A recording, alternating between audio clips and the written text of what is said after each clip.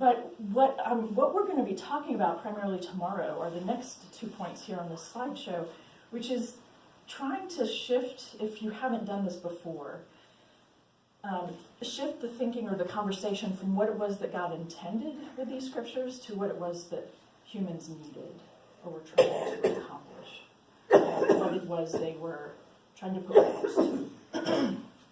So some of these words can sound a little bit scary if you talk about the motivation of the authors, because that sounds like I'm perhaps judging or critiquing their motivations, but that is not necessarily the intention here, but rather I'd really like people to be very honest about the implications that men wrote these texts. It's not a criticism. I love men. I'm not a man hater.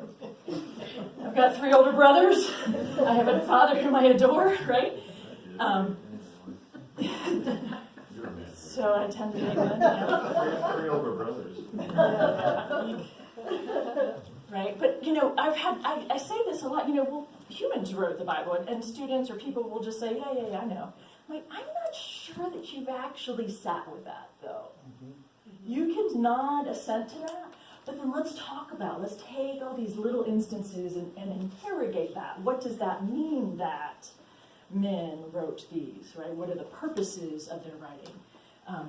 Not just simply, excuse me, acknowledging that there are various genres involved, but what's going on behind the different types of writings?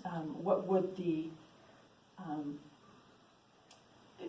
let me see what my next slide is. I'm sorry about that. Yeah, the historical context of the writers.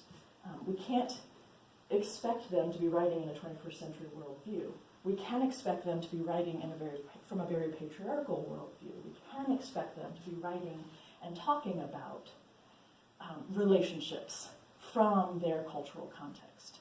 And in particular, part of what that means for us is, for example, is to be able to see and acknowledge that women were property, and not just in the Hebrew Bible, right?